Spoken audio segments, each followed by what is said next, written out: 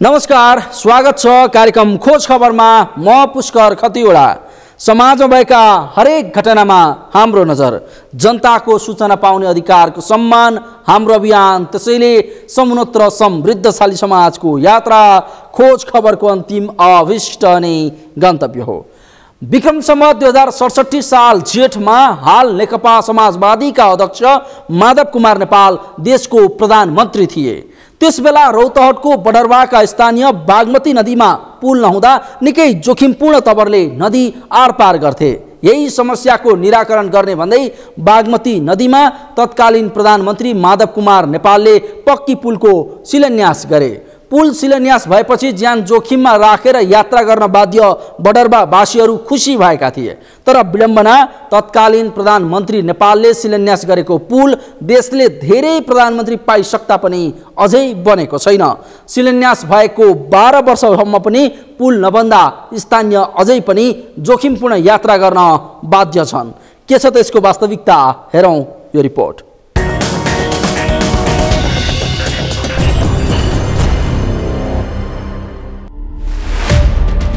विकास निर्माणका काममा चरम ढिलासुस्ती कायमै। रौतहटमा उद्घाटनको 12 वर्षमा पनि बनेन पुल।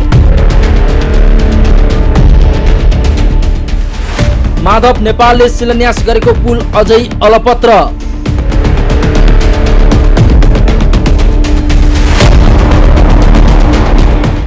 रौतहटको बडरवा स्थित बागमती नदीमा विगत 12 वर्षदेखि पुल निर्माण कार्य पूरा हुन नसक्दा स्थानीयवासी मर्कामा परेका छन्। रौतहटको दुर्गा भगवती गाउँपालिका वडा नम्बर 5 बडरवा स्थित बागमती नदीमा 12 वर्षमा पनि पुल निर्माण हुन नसक्दा नदी वारपार गर्न स्थानीयहरूले निकै शास्ति खेप्नु पर्छ।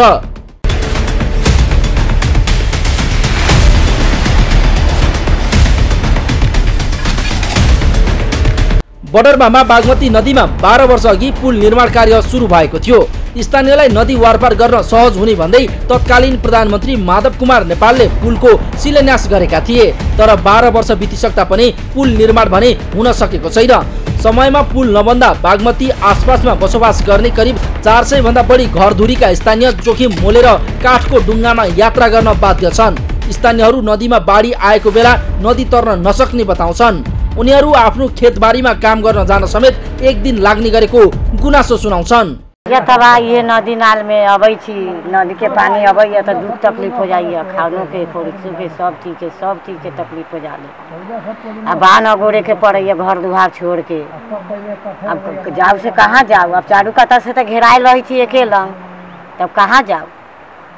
अब ये बांधे पर अगोरे के पड़े भूखे प्यासे। यह सबके तकलीफ हमरा के हो गेल बा। दूसर कथी कहूँ? विक्रम सम्वत 2067 साल जेठमा हाल नेकपा समाजवादीका अध्यक्ष माधव कुमार नेपाल प्रधानमन्त्री थिए। त्यसबेला रौतहटको बडरवाका स्थानीय बागमती नदीमा पुल नहुँदा निकै जोखिमपूर्ण तवरले नदी आरपार गर्थे। यही समस्याको निराकरण गर्ने भन्दै बागमती नदीमा तत्कालीन प्रधानमन्त्री माधव कुमार नेपालले पक्की पुलको शिलान्यास गरे। तर विडम्बना, तत्कालीन प्रधानमन्त्रीले शिलान्यास गरेको पुल देशले धेरै प्रधानमन्त्री पाइसक्दा पनि अझै बनेको छैन। शिलान्यास भएको 12 वर्षमा पनि पुल बन्न नसक्दा स्थानीयहरू रुष्ट भएका छन्। उनीहरू वडा कार्यालयमा सामान्य सिफारिसका लागि जाँदा एक दिन छुट्याएर जानुपर्ने बाध्यता रहेको समेत बताउँछन्। माधव नेपाल जी की गलन से पुल के शिलान्यास कलन, जलम दे दिलन आ ओकरा पाले न सकलन। ए पार के ओ पार के जनता कराई छतन। आ जब वोट के समय अहन तो कहियन कि ए वोट हमरा दन, हम ही न बनबै छी। आ जनता की करी था, अब वो पार के वही पार मर रहा है, पार के यही पार मर रहा है। वह डूंगा से आवाज जावत है, भर दिन में एक खेप फूलल, हमने से एक खेप फूल रहा तो गेली या साँझ में आई। हमने के बात ये तो है। बागमती पारी रौतहटको बतसपुर, बडरवा, राजदेवी, गौर लगायत स्थानका मानिसहरू डुङ्गा चढेरै खेतबारीको काम गर्न जाने गरेका छन्। बागमती पारीका स्थानीयलाई वारी आउन 2वटा डुङ्गाको यात्रा गर्नुपर्छ। वर्षायाममा बागमती नदीमा बाढी आउँदा स्थानीयको आवागमन ठप्प हुने गरेको छ। तर त्यही डुङ्गा चढ्न समेत त्यति सजिलो छैन। डुङ्गा चढ्न ज्यानको जोखिम त छँदैछ, यस अलावा आम्दानीको स्रोत नभएकाहरूको पनि खर्च समेत बढेको छ। डुङ्गा चढ्न सर्वसाधारणले एक पटकको 50 रुपैयाँ तिर्नुपर्छ। त्यसमा पनि नदीमा बाढी आउँदा दिनमा एक पटक मात्रै डुङ्गा चल्ने गरेको स्थानीय डुङ्गा चालकहरू बताउँछन्। यहाँ तो दिन में 200 100 200 जना गर्न मिल्छ क्या पारी दुई पार्न 200 जनासम्म पुग्छ। बाढ आयो भने त पनि 50 जना 20 जना पनि तर्न सक्छ। एकचोटि दुईचोटि डुङ्गा आउनुपर्छ। धेरै आयो भने चल्छ तर एकैचोटि चल्छ। एकचोटि बिहान आयो भने बेलुकीतिर जान्छ। यसरी तत्कालीन प्रधानमन्त्री माधव कुमार नेपालले शिलान्यास गरेको पुल समयमा नबन्दा स्थानीयहरू समस्यामा पर्ने गरेका छन्। तर विडम्बना यसको निर्माणमा चासो नदिने ठेकेदार कम्पनीलाई समेत राज्यको सरकारवाला निकायले कारबाही गरेको छैन। हुलाकी राजमार्ग निर्देशनालयका प्रमुख दारोगा प्रसाद शाह भने ठेकेदार कम्पनीको समय अवधि 1.5 वर्ष बाँकी रहेको बताउँछन्। उनले बागमती नदीको पुल निर्माण कार्यमा कुनै बाधा नभए 1.5 वर्षको अवधिमा यसको निर्माण कार्य पुरा हुने दाबी गरेका छन्। ठेका म्यादको कुरो गर्दाखेरि 2.5 वर्ष छ। 2.5 वर्ष छ त 2.5 वर्षभित्र जुन निर्माण व्यवसायीको जुन आफ्नो उत्साह जुन छ त्यो अनुसारले उसले सकाउन कुनै अर्को किसिमको बाधा व्यवधान भएन भने त्यो पुल बन्छ जस्तो मेरो आशा छ। शाहले गरेको दाबी पूरा हुनेमा शङ्का छ किनकि पुलको निर्माण त्यो अवधिमा सकिने छाँटकाट अझै छैन। जबकि बागमती नदीमा विक्रमसम्म 2067 साल जेठमा तत्कालीन प्रधानमन्त्री माधव कुमार नेपालद्वारा पक्की पुलको शिलान्यास भएको थियो। प्रधानमन्त्रीबाट पक्की पुल निर्माणका लागि शिलान्यास भएसँगै ज्यान जोखिममा राखेर यात्रा गर्न बाध्य बढरवासीहरू खुसी पनि भएका थिए। तर शिलान्यासको 12 वर्षसम्म पनि पुल बन्न नसक्दा स्थानीयहरू अहिले भने रुष्ट बनेका छन्। बागमती नदीको उक्त पुल निर्माण कार्य सम्पन्न भएमा रौतहट र सर्लाहीका बासिन्दा समेत प्रत्यक्ष लाभान्वित हुनेछन्। बागमती नदीको पुलको ठेक्का लुम्बिनी बिल्डर्स प्राली सिद्धार्थनगरले 35,89,09,433 रुपैयाँमा पाएको थियो। ठेक्का लुम्बिनीले पाए पनि निर्माणको काम भने पप्पू कन्स्ट्रक्सनले थालेको थियो। पप्पू कन्स्ट्रक्सनले सडक विभागसँग 2067 जेठ 31 गतेका दिन 2070 जेठ 30 गते पुलको निर्माण कार्य सम्पन्न गर्ने सम्झौता गरेको थियो। 17 स्पान सहितको पुलको लम्बाइ 633 मिटर र चौडाइ 2 लेनको छ।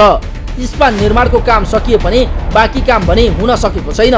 हुलाकी राजमार्ग निर्देशनालय योजना कार्यालय पर्साले लुम्बिनी बिल्डरसँग ठेक्का रद्द गरेपछि पुनः आह्वान गरेको ठेक्का महालक्ष्मी विकास वाइपी जेबी जनकपुरले 2079 वैशाख 11 गते सम्झौता गरी 2081 कार्तिक 10 गते निर्माण सम्पन्न गर्ने गरी 57,40,77,501 रुपैयाँमा सम्झौता गरेको थियो। तर कार्यालयले नयाँ ठेक्का लगाएको भए पनि काम भने अहिलेसम्म पनि सुरु हुन सकेको छैन।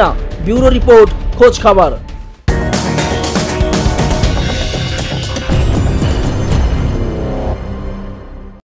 हो, तत्कालीन प्रधानमन्त्री माधव कुमार नेपालले शिलान्यास गरेको पुल 12 वर्षसम्म पनि बनेको छैन।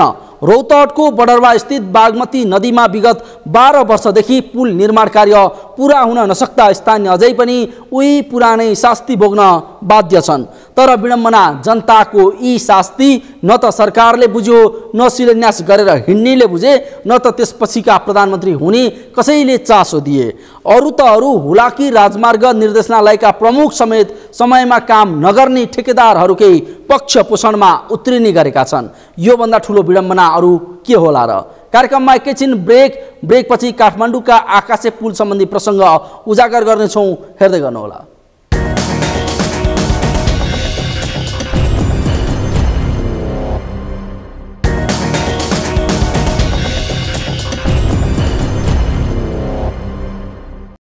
ब्रेकपछि स्वागत छ। कार्यक्रम हो खोज खबर।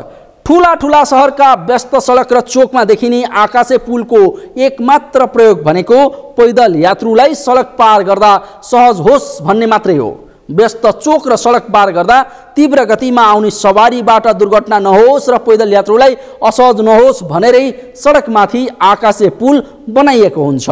तर नेपालका अधिकांश आकाशे पुललाई पैदल यात्रीले प्रयोग गर्दैनन्। आकाशे पुल चढ्न झन्झट मान्ने पैदल यात्री बीच सडकबाट बाटो काट्न चाहिँ लाज मान्दैनन्। शिक्षित र जानकार वर्ग समेत आकाशे पुल मुनिबाट बाटो काटिरहेको देखिन्छ। आखिर के छ त्यसको वास्तविकता, हेरौँ यो रिपोर्ट।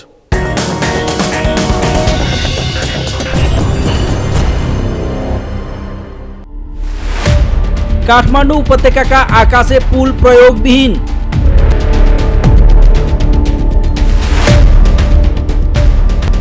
जथाभावी सडक पार गर्ने क्रम झन बढ्दो।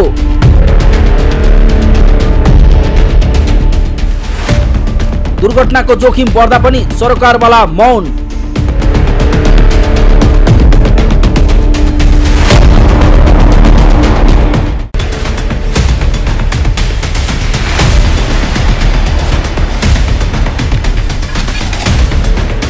यो दृश्य हो काठमाडौँ स्थित नयाँ बानेश्वरको। राजधानीकै अति व्यस्त मानिने नयाँ बानेश्वरको यस सडक र चोकमा सवारीको जाम धेरै हुन्छ।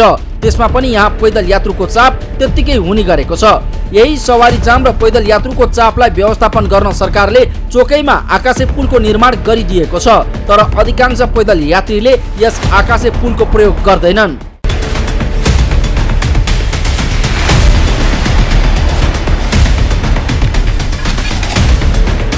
काठमाडौँ उपत्यकाको व्यस्त सडक तथा चोकहरूमा निर्माण गरिएका अधिकांश आकाशे पुललाई यात्रुले हत्तपत्त प्रयोग गर्दैनन्। बरु जोखिम मोलेरै भए पनि पुल मुनिकै सडक बीचबाट बाटो काट्ने गर्दछन्।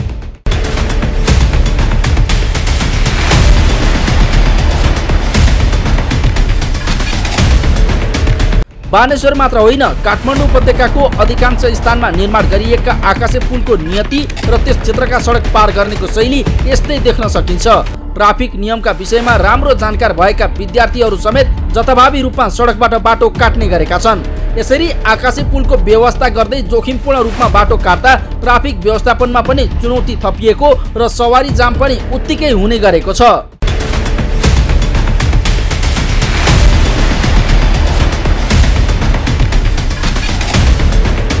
सडकमा हुन सक्ने सवारी दुर्घटनालाई मध्यनजर गर्दै उपत्यकाको विभिन्न स्थानमा सरकारले आकाशे पुल निर्माण गरेको भए पनि अधिकांश यात्रुलाई आकाशे पुल चढ्ने फुर्सद छैन। आकाशे पुलको महत्त्व नबुझेकाले मात्र होइन, शिक्षित र जाने बुझेकाहरू पनि आकाशे पुलको प्रयोगमा झन्झट मान्दै आएका छन्। जसका कारण तीव्र गतिमा दौडिरहेको सवारी साधनको समेत परवाह नगरी जथाभावी सडक पार गर्ने गरेका छन्। उनीहरू आकाशे पुलको व्यवस्था गरी सवारी साधन आवत जावत भइरहेकै ठाउँबाट बाटो काट्ने गरेका छन्। यसरी पैदल यात्रीले जथाभावी रूपमा सडक पार गर्दा हुन सक्ने सम्भावित सवारी दुर्घटनाबाट आफूहरूलाई पनि त्रसित बनाएको सवारी चालकहरूको भनाइ छ। समस्या त अब घरिघरि आइरा हुन्छ होइन। अब आकाश पुल माथिबाट हुँदै पनि अब मुनिबाट चाहिँ अब पढ्ने विद्यार्थीले नै बाटो काटिरहेको हुन्छ। अब त्यो अब भने अब गाडीहरूले अर्को छोयो भने अब गाडी फटाउने तोडफोड गर्ने अब जेब्रा क्रसिङमा त हामीले सोलोमै गरिरहेको हुन्छ। अब तीरचन्द्र अगाडि अब सोले गरिरहेको हुन्छ। तिमीले लापरवाही के अब मास्टरहरूले भन्नलाई त्यही पढाउन सिकाएको हुन्छ कि अब गयो अब केही गरेन। विद्यार्थीको धेरै नै लापरवाही कारण चाहिँ किनभने आकाशे पुल माथिबाट हुँदा माथिबाट सरोसर बाटो गर्दा पछाडि तल मुनिबाट गाडी जामसाम हुँदैन, दुर्घटना धेरै कम हुन्छ। अब बाइकहरूले नि अब पेलेर हिँडिरहेको हुन्छ। अब हाइवेमा हिँड्दाखेरि अब हाइवेमा गाडीहरू अब सोलोमा ब्रेक लच्किन्छ। पुरानो गाडीहरू हुन्छ, नयाँ गाडीको त भन्ने बित्तिकै ब्रेक लाग्दैन। पुरानो गाडीको ब्रेक लाए पनि लच्केर गएर छुन्छ। अब दुर्घटना चालकले देखाउँछ। कतिपय त यस्तो हुन्छ, अब कतिपय यात्रुहरूलाई त अब आकाशे पुल युज गर्नुपर्छ भन्ने कुरा थाहा हुन्छ नै होइन। कतिपयलाई त अब थाहा भइ पनि अब उनीहरू पनि अब छिटोको लागि भनेर हिँडिरहेको हुन्छ। हामी पनि अब इमर्जेन्सीमा हुन्छ होइन। त्यतिखेर चाहिँ अब अलिक ट्राफिकले ध्यान त्यतिखेर चाहिँ दिनुपर्छ जस्तो लाग्छ मलाई पनि। सबै अब आकाशे पुलै युज गरौँ भन्ने खालको सोच चाहिँ ट्राफिकले गरिदिनुपर्छ, जानकारी दिनुपर्छ। माथिको निकायकै अब नियम होला होइन, नीति नै होला यो। अब हामीले गएर अब उनीहरू एकदम इमर्जेन्सीमा आइरहेको हुन्छ, हामी त्यहाँ गएर छुइदियो भने अब हाम्रै कमजोरी देखाउँछ होइन। उनीहरू आफै आएर ठोके पनि हाम्रै कमजोरी देखाउँछ क्या। त्यसको लागि चाहिँ अब त्यो के गर्दा हुन्छ, यो त निकायले नै गर्नुपर्ने होला हामीले भन्दा पनि। यसरी जथाभावी सडकबाट बाटो काट्दा सवारी दुर्घटना हुन सक्छ भन्ने जानकारी हुँदाहुँदै पनि शिक्षित र जाने बुझेकै व्यक्तिहरू पनि आकाशे पुलको प्रयोग गर्दैनन्। उनीहरू सडकमा तीव्र गतिमा दौडिरहेको सवारी साधनको परवाह नगरी जथाभावी बाटो काट्छन्। सडक भन्दा आकाशे पुल असहज हुने र गन्तव्यमा पुग्न समय लाग्ने भन्दै सडकबाटै बाटो काट्ने गरेको पैदल यात्रीको भनाइ छ।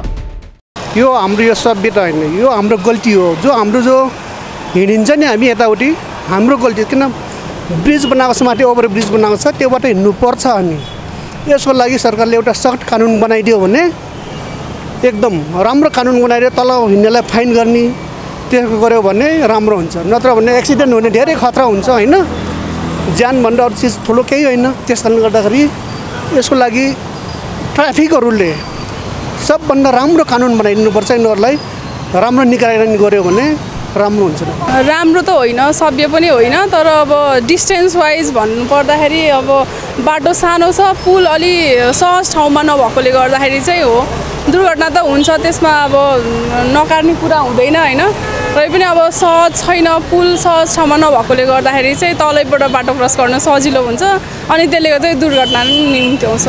ट्राफिक बस्ने ओर्ने गर्नुभयो भने चाहिँ हुँदैन थियो होला। अब यहाँनिर ट्राफिकहरू पनि हुनुहुन्न नि त, त्यही भएर पनि होला मान्छेले व्यवस्था गरेको।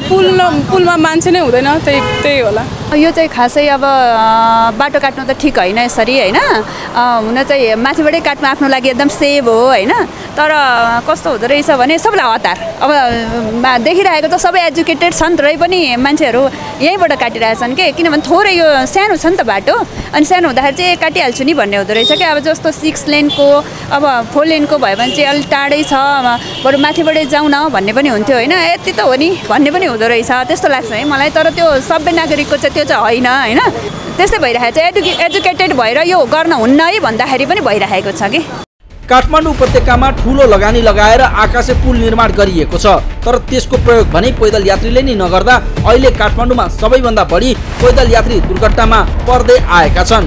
उपत्यकाको रत्न पार्क, नयाँ बानेश्वर, जमल, सुन्दारा, कोटेश्वर, लोकन्थली, जडीबुटी, चाबैल लगायत दर्जनौं स्थानमा आकाशे पुल निर्माण भएको छ।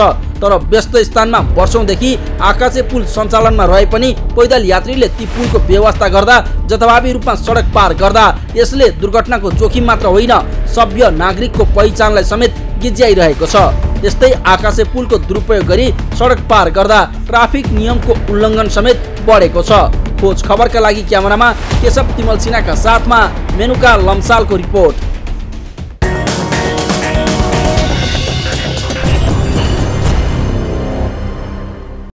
हो काठमाडौँ उपत्यकाको व्यस्त सडक तथा चोकहरूमा निर्माण गरिएको आकाशे पुल अधिकांश यात्रुले हत्तपत्त प्रयोग गर्दैनन्, बरु जोखिम मोलेरै भए पनि पुल मुनिकै सडक बीचबाट बाटो काट्ने गरेका छन्। सडकमा हुन सक्ने सवारी दुर्घटनालाई मध्यनजर गर्दै सरकारले विभिन्न स्थानमा आकाशे पुलको निर्माण गरेको भए पनि अधिकांश पैदल यात्रुलाई आकाशे पुल चढ्ने फुर्सद हुँदैन। आकाशे पुलको महत्त्व बुझेका शिक्षित व्यक्ति पनि आकाशे पुलको प्रयोग गर्न झन्झट मान्छन्, जसका कारण तीव्र गतिको सवारी साधनको समेत प्रवाह नगरी जथाभावी सडक पार गर्दै आएका छन्, जो नियन्त्रण हुन आवश्यक छ। हवस् त आजलाई कार्यक्रम खोज खबर यति नै। कार्यक्रम खोज खबरका विषयमा कुनै प्रतिक्रिया छन् भने हामीलाई khojkhabar@sagarmatha.tv मा इमेल गर्न सक्नुहुन्छ अथवा फोन नम्बर 0157 60 74 मा फोन पनि गर्न सक्नुहुन्छ। लुकेका र लुकाएका खबर निरन्तर जारी छ। नेपालको पहिलो न्युज च्यानल सगरमाथा टेलिभिजन हेर्दै गर्नुहोला। नमस्कार।